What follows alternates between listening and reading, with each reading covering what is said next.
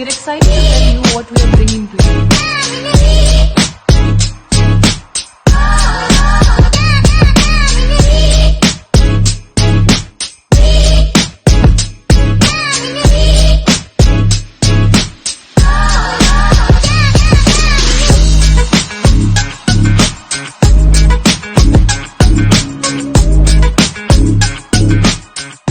Today, I Kumud And I Aditya. with Dr Anil Pannikker are here to provide guidance on how students can navigate through their academic journey while dealing with pressures of modern life. And it is not just for students. We'll also provide insights for parents so they can better understand and support their children through their difficult times. Dr. Anil Pannikker, a well-known psychologist. Today he is with us. So we would love to hear about you from you. You see, my education has been from different parts of this country, as my father was in the army. Schooling from different places: Jamnagar, Gujarat, Odisha, Balasore, and Ambala, Kant. I did my graduation from Ambala, and then my master's in psychology from Kurukshetra University, Kurukshetra, and my PhD from Punjab University, Chandigarh. Thank you so much, sir. Here we have this question bank which is including the questions from our students of senior classes, and we'll do discussion on them one by one. But first, to give this podcast a direction and make it insightful, we would start with some open-ended questions. Sir, our first question is, if a student is more interested in CCAs and also performs excellent, but still their parents put a restriction where they have to focus more on the academic goals given by parents. In such a situation, what can a student do? The student needs to balance it out. He needs to focus on his academics. That's one of the requirements. But at the same time, the CCE stuff, the area of his interest, he needs to sustain it. And he will get ample opportunities even in the future to pursue those interests of his. And you never know, sometimes these interests becomes the profession and the academics takes a backseat. We have a lot of examples, like we have Dr. Palash Sen.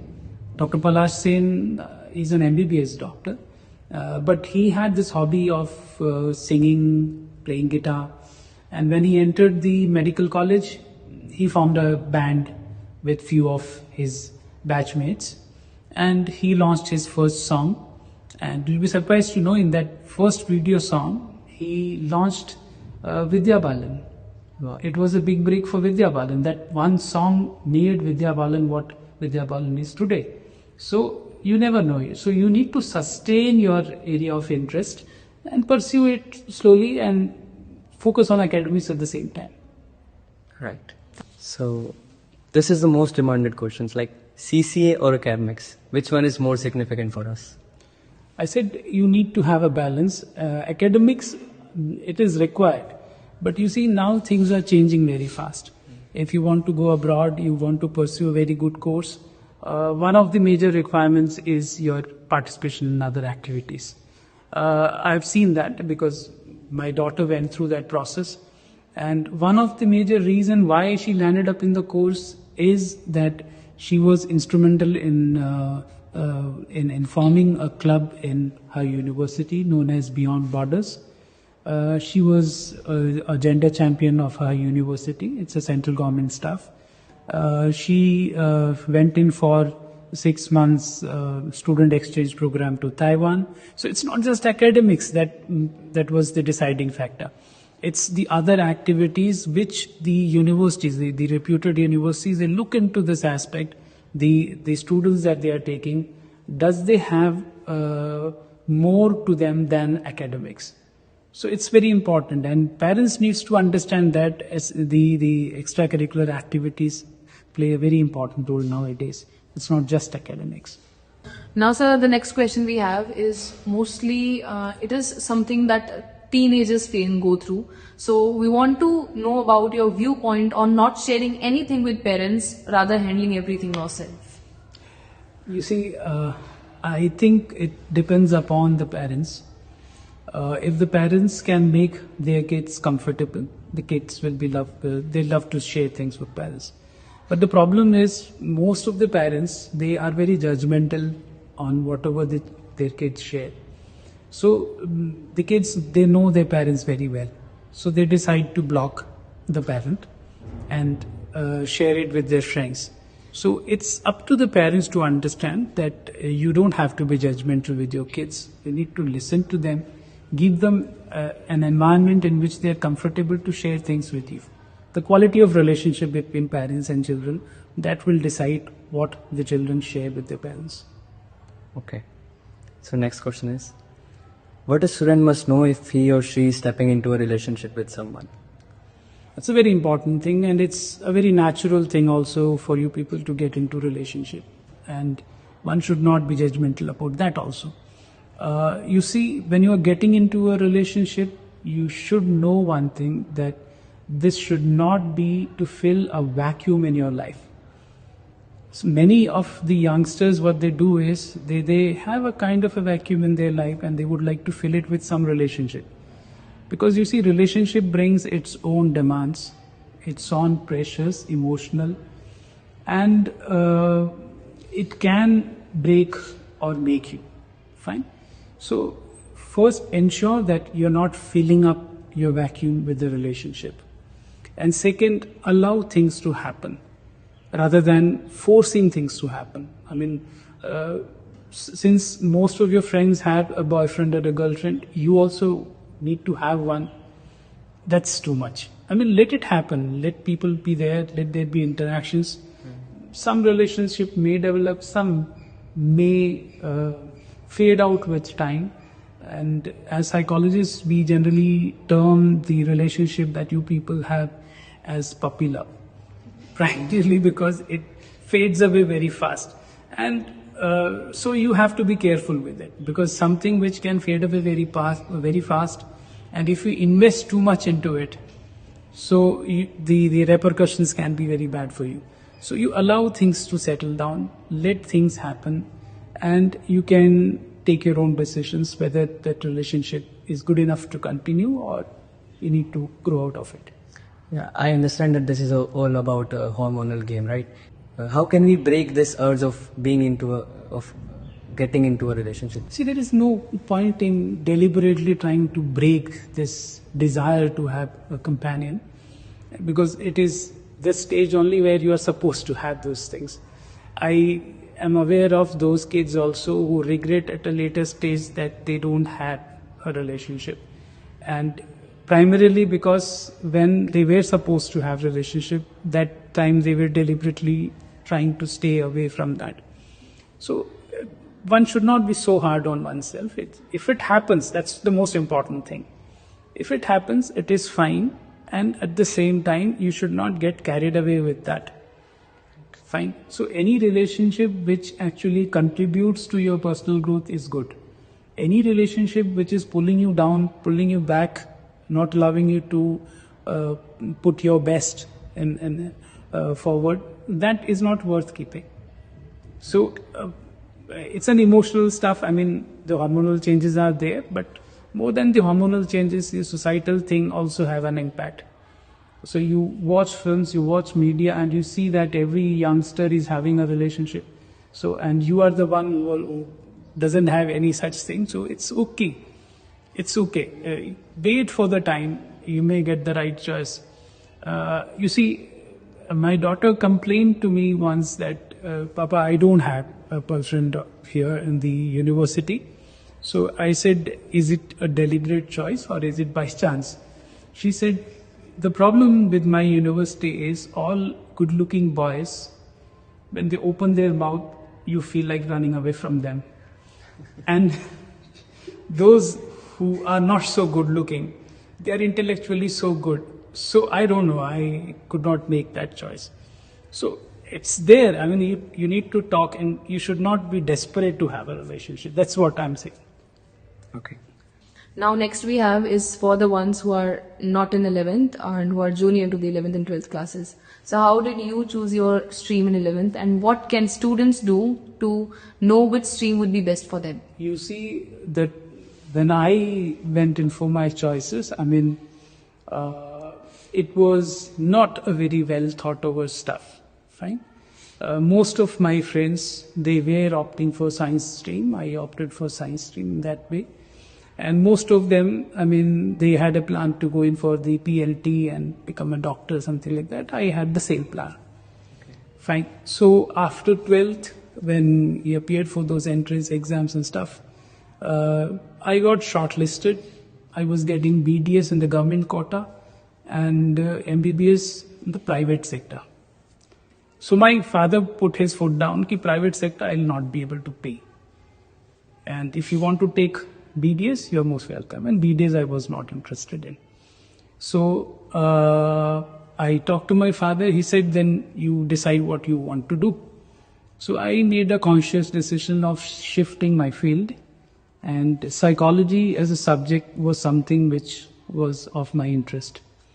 So I opted out for psychology, and I'm telling this thing with all honesty that again that was also by default, because I was a topper in biology in my school. So somebody told me that in psychology it's all biology. So, and when I went to the college, the first year syllabus was physiological psychology. All brains and brain and structure of brain and stuff, and everything was so easy for me. So I opted for it. But in the second year, I got the shock of my life, and I came to know that it is not all biology. It is something else. So, but by that time, then you start developing interest. You go in for the applied aspect of things, and that is how the decision was made.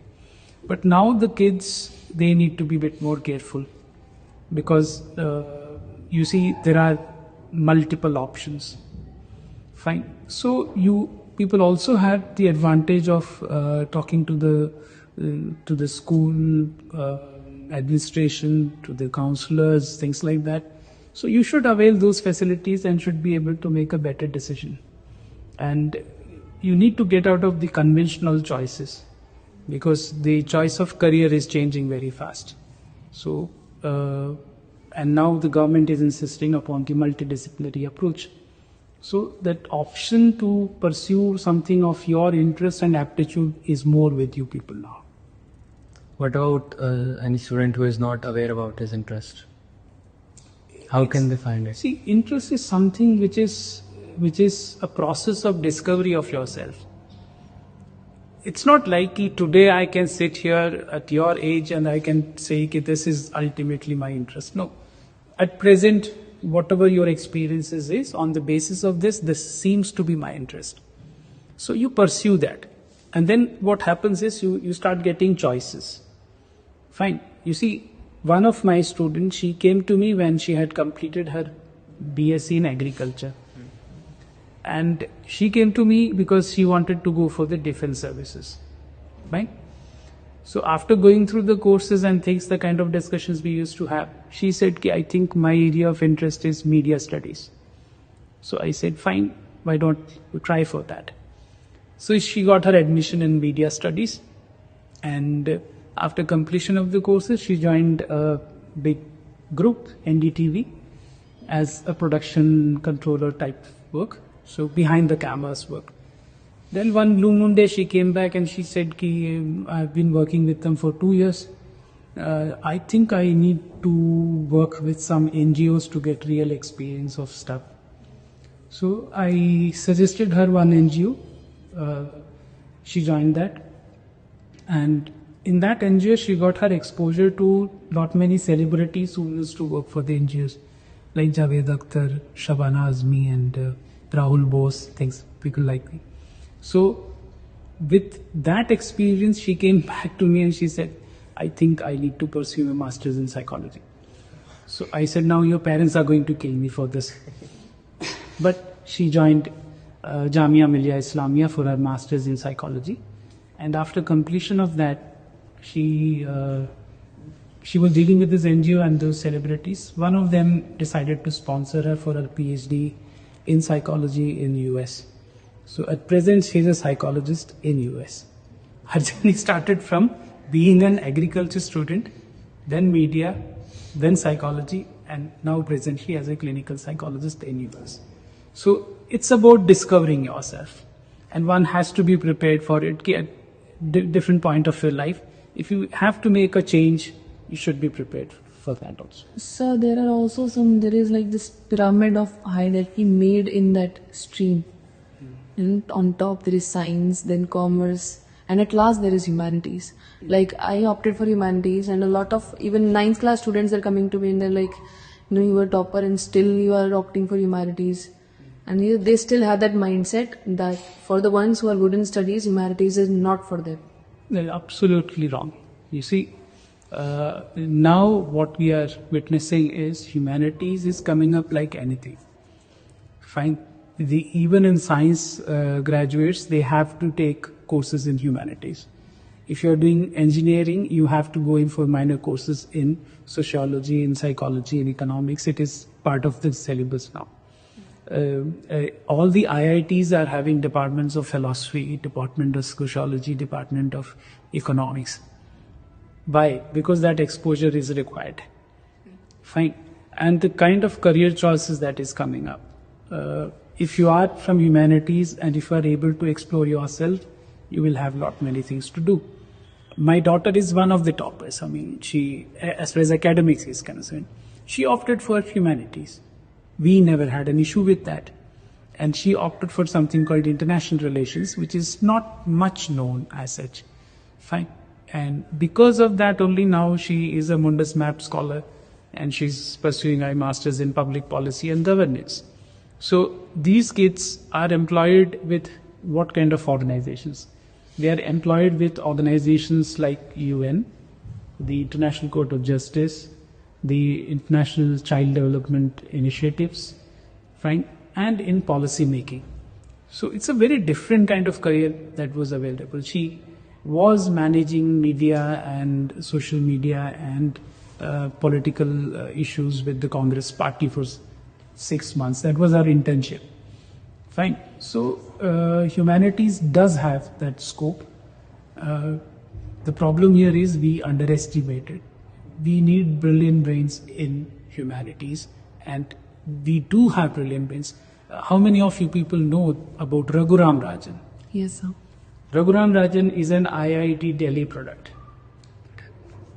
Okay. Then after doing his engineering from IIT Delhi, and let me tell you one thing very clearly, he was an active student. Fine. He was the student union president of IIT Delhi. Later on, he went on to do his master's in economics and PhD in economics. Fine. So now we know him as what? As an economist, not as an engineer. And suggesting these articles in newspapers. Enough. So we can learn from that also. Ki humanities one should not underestimate, and we do have very good scope in that. So what are your thoughts on going abroad for higher studies? I think it's a good thing.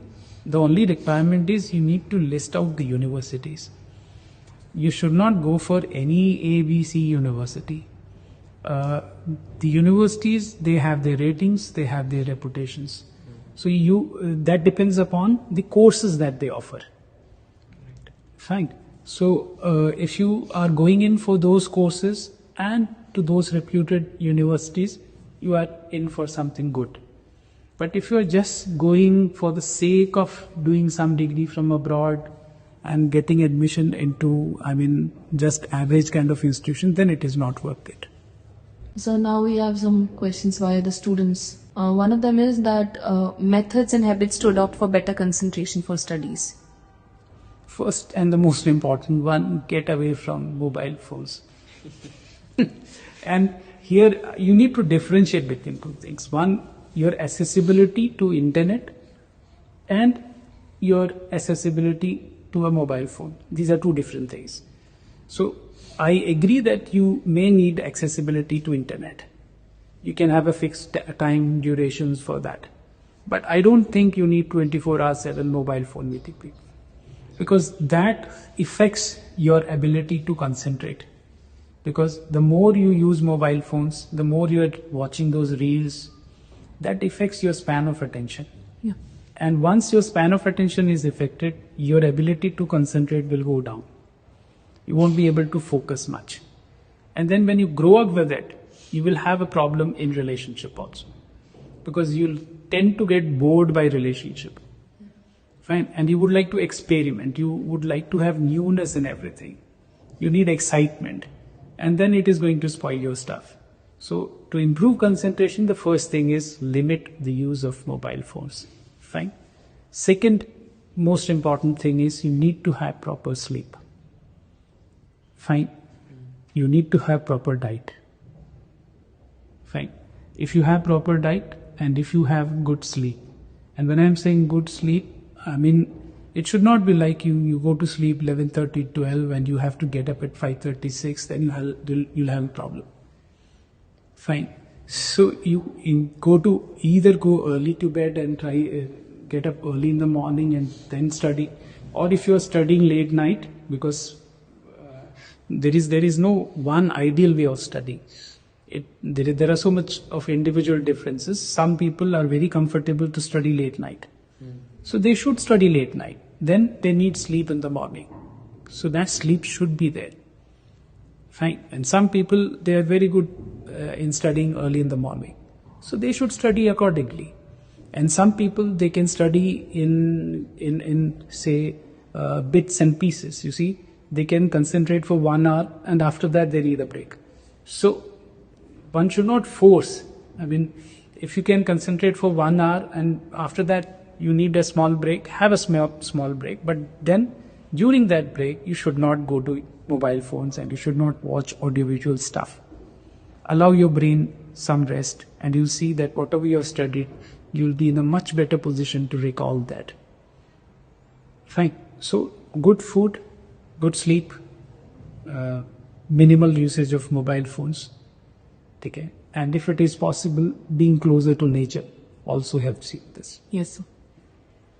So, well, going in this direction only, how much should we study in one go? So I said that varies from individual to individual. No. Some individual can give a sitting of 2 hours, 3 hours at one go. Fine. It is fine with them. Some people, they can sit for 45, 50 minutes and then they can't. So allow that break and then you can sit again after some time. So the efficiency will be there. I mean, the work efficiency will be there. And also to mention, you should not use the phone in that break. Yeah, of course, yes. So how do you save yourself from social media? I don't save myself. Let me be very frank with that. I do use social media, but you see, I differentiate on certain things because I do respond also. But the thing is, I know when to stop and where to stop. Fine. I don't allow using social media when I'm sitting with people. I don't like to check my mobile phone again and again for messages and stuff. And if I am sitting with my friends or with people whom I am just sharing a laugh, I will never touch my mobile phone. That's the simple etiquette that you're supposed to follow. If I'm having a lunch or a dinner with family, I like to ensure that nobody picks up the mobile during that lunch period. So that quality of interaction remains. It has become so difficult to even crack a joke, you see. You start narrating the joke and somebody's phone rings and that joke is over. So it's very important that one should follow the etiquettes of using mobile phones and limit your usages of, I mean, I don't put a lot of pictures of mine or my family on Instagram and things like that, because that's a strange kind of a craving. Because people tend to become self-obsessed with that. And then you see, you compare yourself. You compare others on Instagram and then you realize that, oh, all of them are so happy, they are enjoying their life. I'm the only one who's not. And then you'll feel depressed. So there is no... See that behind the camera what's happening with them, like they're posting pictures. I do that. I mean, because as a psychologist, I do get those cases and referrals. Sometimes the one case which I got was like the husband and wife, they're fighting like cat and dog. And the next thing I see that on Instagram, the wife is posting a picture along with the husband saying that world's best husband. I said, oh my goodness, this is world's best husband. I'm too scared of that. Fine. So that contradiction is there. Fine. So I don't live with that contradiction. It's very important. You see, day before yesterday, I mean, we were at Rohtak and we were supposed to speak on mental health. And one thing which we insisted there is that get rid of your contradictions. You should be one. Whatever you are in front of others, whatever you are inside, if there is a kind of a balance in that, you will not have any issues. Authenticity should be maintained. The problem here is people wear so many masks. They are something in front of their parents, something in front of their friends, something in front of their teachers, and at the end of the day, they don't know who's standing in front of the mirror. Their own identity gets lost. Identity crisis. Yeah. So one needs to get out of that. So we have this question from a 10th class girl. So she asked, like, their board state sheet is released and they'll have their exams on 15th Feb and they have to complete their syllabus as well. And they're already like teachers asking for their work, notebooks completion and all. So she was asking how do she manage that written work as well and that syllabus completion thing as well. See, you can't do it at the last moment. If you are not managed your time efficiently from the beginning, you will have a problem at the end. Fine. And writing is very, very important. As you grow up, you go to college and other stuff. Now the system that they are following, it involves lot of writing. You have to write, a research paper for 800 words to 1200 words. Okay? And the kind of SOPs which my daughter had to write, it varied from 10,000 words to 15,000 words. Okay? So you have to develop this habit of writing. It's very essential. So the more you run away from it, you will have a problem. So it's better that you develop that skill. That's very important. Thank you so much. Sir, how can we control this overthinking? And why does it happen? See, overthinking, the term is that when you repeatedly think about certain things. Fine. When and why do you repeatedly think about certain things? If there are unresolved issues, you'll keep on thinking about it. So don't keep unresolved stuff in your life. Try to solve it. Get either on one side. Some people say, for example, if there is a breakup, fine. So somebody announced a breakup. Now it is time for you to move on. Instead of that, what many of you people do is, you say, okay, agreed it is a breakup, but we'll remain friends. Fine. And we'll keep on talking. That's going to complicate things. So you will be obsessed with that thought, that idea, has the breakup actually happened, or is there any chance that this chap can come back? So you will keep on working on those permutations. So you will get obsessed with an idea.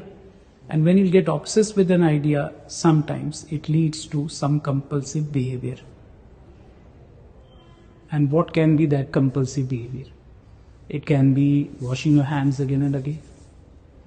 It can be cleaning things. Okay. Fine. So it's important that you resolve your issues, address your issues.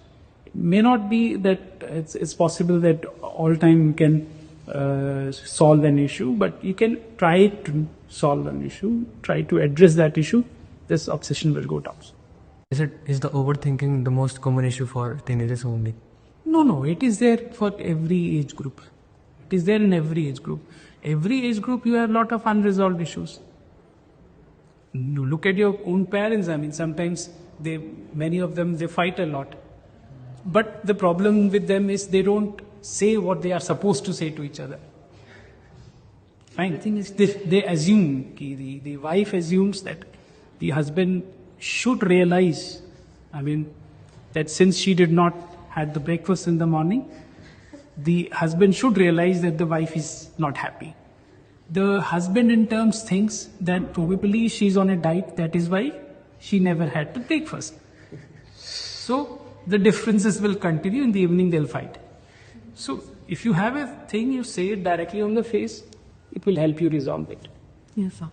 Thank you so much, sir. Your answer was indeed very helpful. Now, as we promised, the podcast is going to be helpful for both students and their parents.